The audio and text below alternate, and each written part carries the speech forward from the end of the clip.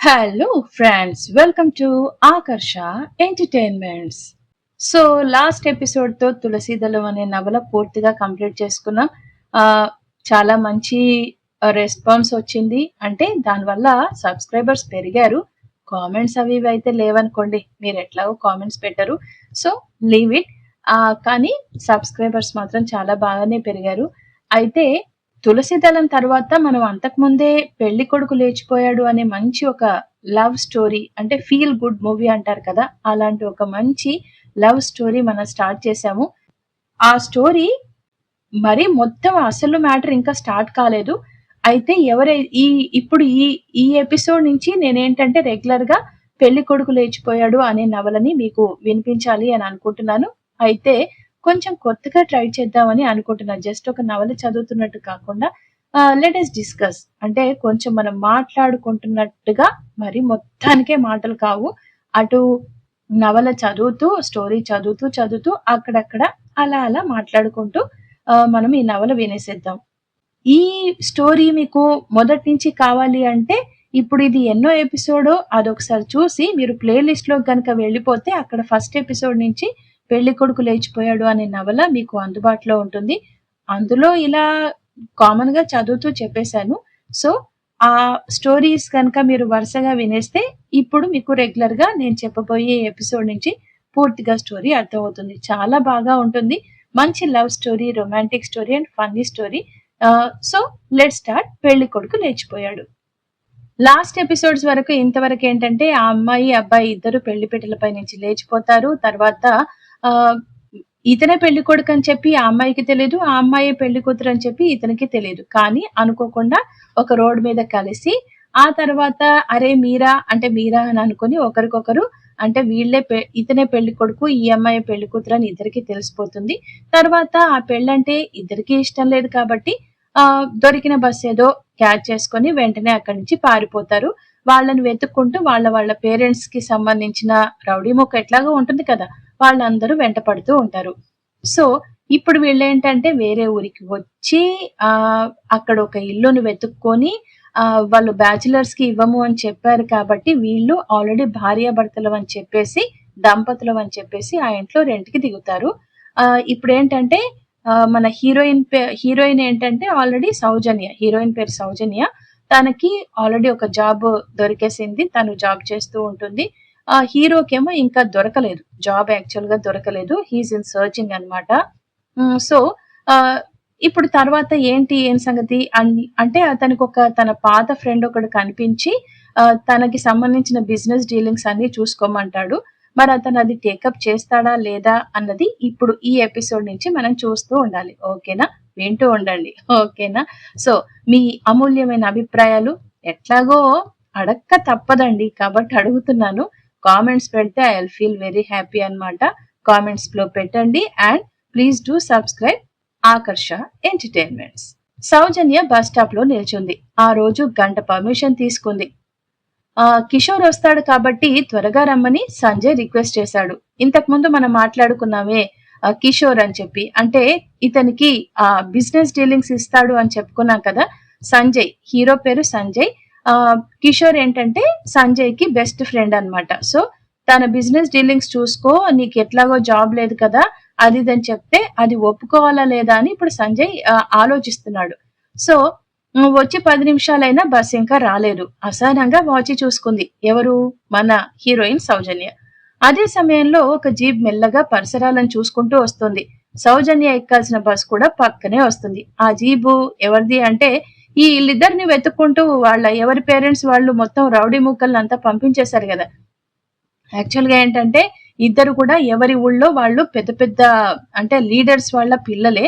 కాబట్టి వాళ్ళని వెతుక్కుంటూ జీబ్ లోపల రౌడీ మూకలంతా బయలుదేరారనమాట. సో, ఇప్పుడు అదే జీబు ఈమెను సౌజన్యని చూడదు. కానీ ఆ బస్‌ని ఫాలో అవుతూ వస్తుంది. ఆహ్, సౌజన్య ఎక్కాల్సిన బస్ కూడా పక్కనే వస్తుందనమాట. మరిప్పుడు సౌజన్య ఆ బస్ ఎక్కుతుందా? లేపోతే ఈ జీప్ ఎక్కుతుందో చూద్దాం. సౌజన్య దృష్టంతా వచ్చే బస్ మీదే ఉంది. వెనకాల జీప్ ఆమె చూడట్లే. జీప్ తనని దాటి ముందుకు వెళ్ళటం, అందులోని వ్యక్తులు తనని పరిశీలించటం ఆమె గమనించలేదు.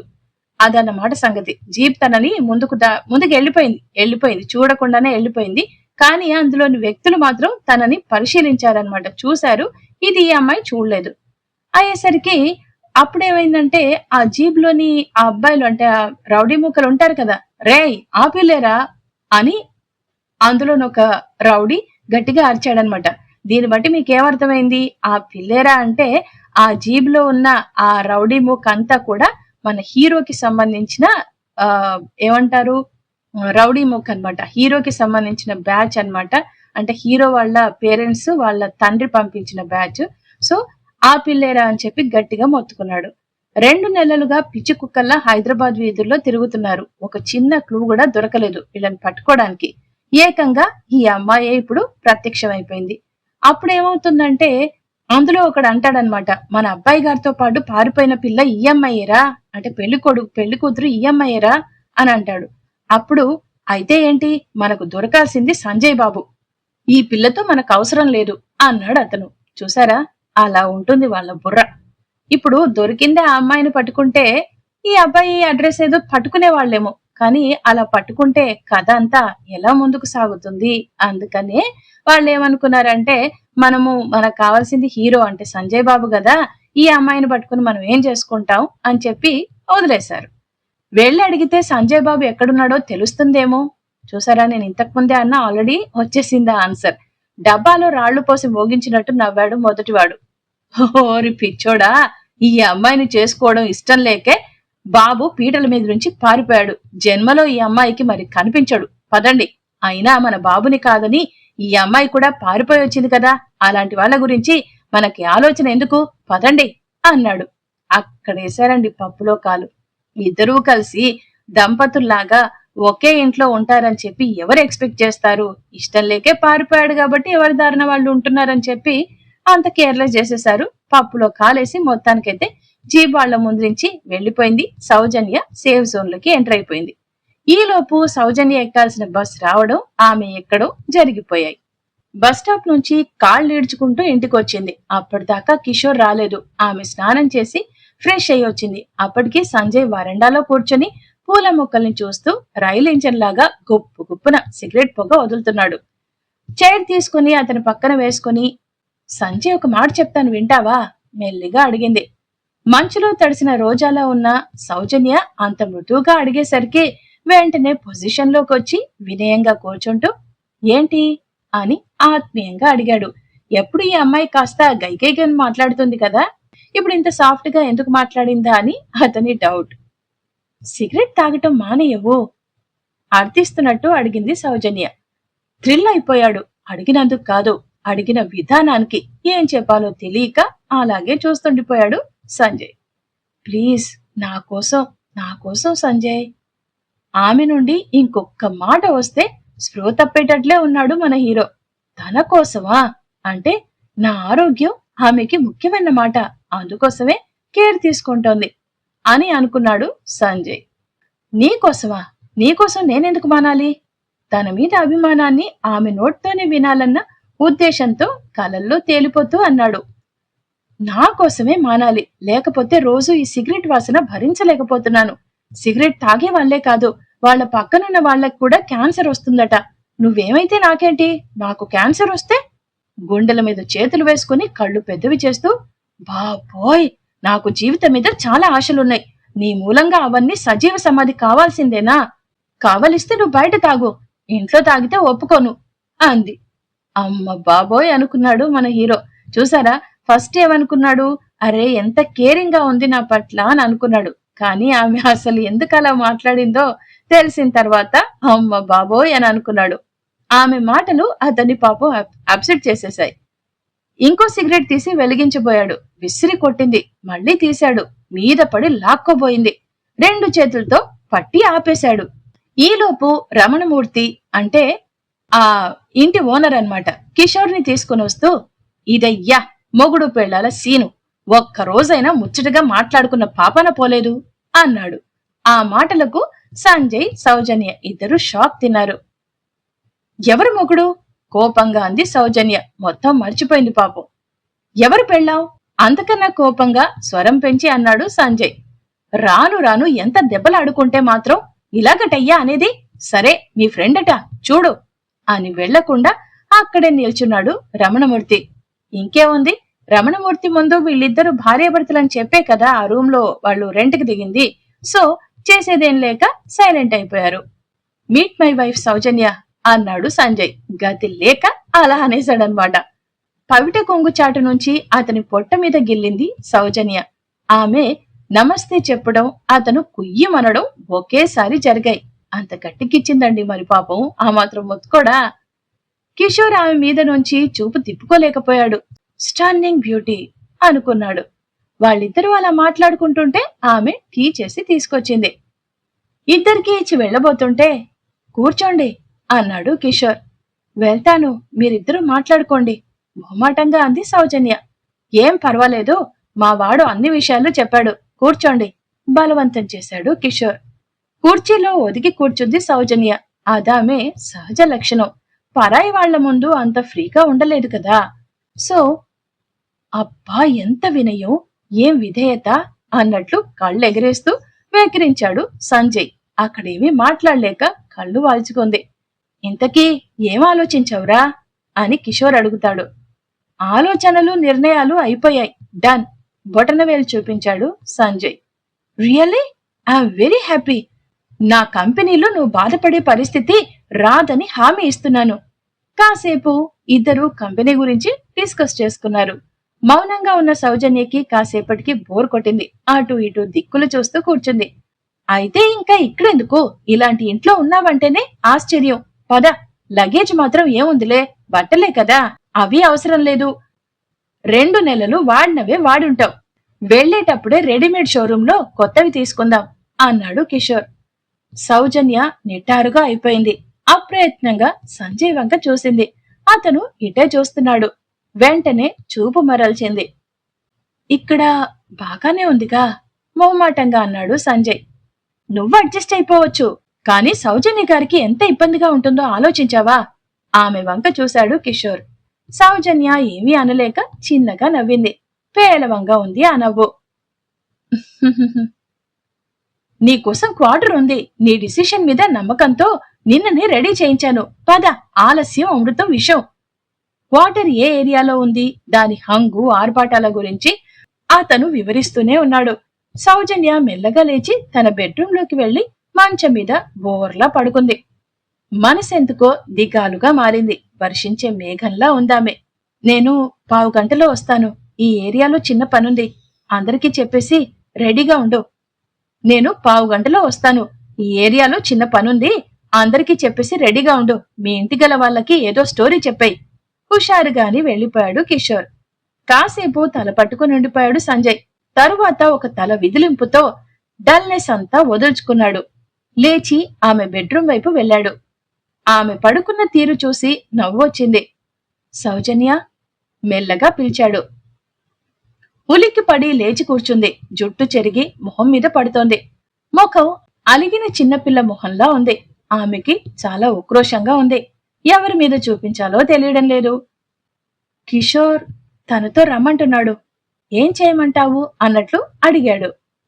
మీ ఇష్టం భుజాలెగరేసింది సౌజన్య. కాసేపు ఇద్దరి మధ్య నిశ్శబ్దం. ఇప్పుడే వెళ్ళిపోతారా? గొంతులో దుఃఖాన్ని అతి బలవంతంగా అదిమి పెట్టిన ధ్వని. అవును అన్నాడు సంజయ్. మరి ఇంటికల వాళ్ళకి ఏం చెప్పను అంది. నేను క్యాంప్కి వెళ్తున్నానని చెప్పి వెళ్తాను. తరువాత మధ్య మధ్య వస్తుంటాను. లేకపోతే ఫారెన్లో ట్రైనింగ్కి వెళ్తున్నానని చెప్తాను అన్నాడు. మీకు మంచి ఉద్యోగం, క్వార్టర్, రేపో మాపో తెల్ల పిల్లతో పెళ్లి. ఇంతకీ పేరేంటో ఇన్నాళ్లలో కూడా చెప్పారు కాదు సాగదీసింది సౌజన్య. పేరా? పేరు అంటూ ఆగాడు సంజయ్. అప్పుడే మర్చిపోయారా? అంతలా ప్రేమించిన అమ్మాయినే మర్చిపోయారంటే మేమేం గుర్తుంటాంలేండి. ఆహా, అదేం లేదు. షరూన్ తన పేరు. అదేం పేరు? నొసలు విరుస్తూ అంది.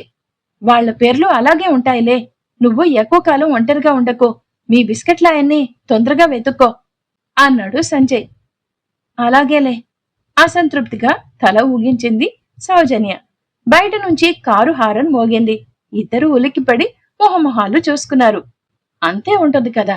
ఇన్నాళ్ళు అంటే ఎక్కువ మంత్స్ కాకపోయినా గాని అట్లీస్ట్ ఒక 2-3 మంత్స్ అయినా కానీ ఇద్దరూ కలిసి ఒకే చోట ఉన్నారు అంటే అటు ఫ్రెండ్లీగా మాట్లాడుకుంటూ, కీచులాడుకుంటూ ఒక టైప్ ఆఫ్ ఒక మెమరబుల్ మూమెంట్స్ వాళ్ళ మధ్యన ఉన్నాయి కాబట్టి విడిపోతున్నాము అనే ఒక చిన్నపాటి బాధ అన్నమాట.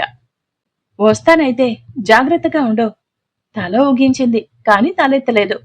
తల ఎత్తితే కళ్ళల్లోని కన్నీటి తెర తనని పట్టించేస్తుందని భయం. ఇంతకాలం నిన్ను దేనికైనా బాధ పెడితే సారీ. నన్ను ఇంతకాలం పోషించావు. నా లైఫ్ లో మర్చిపోలేని విషయం ఇది. జీవితాంతం గుర్తు పెట్టుకుంటాను. వద్దు, ఇంకేం మాట్లాడొద్దు. ఇంకా ఎదురుగా ఉంటే నా మనసు కంట్రోల్ తప్పుతుంది. వెళ్ళిపో సంజయ్. ఆమె మనసు ఘోషిస్తోంది. కాని ఒక్క మాట మాత్రం బయటికి అనలేదు తను. అంతా మనసులోనే తనకు తాను మాట్లాడుకుంటోంది. ఉంటాను. మళ్ళీ చూడలేనేమోనన్న ఆర్తిగా చూశాడు. తల ఊగించింది సౌజన్య. రమణమూర్తి సుగుణలకి చెప్పాడు ఆమెను జాగ్రత్తగా చూసుకోమని. కంటికి రెప్పలా చూసుకుంటాం, క్షేమంగా వెళ్లి రమ్మన్నారు వాళ్ళిద్దరూ.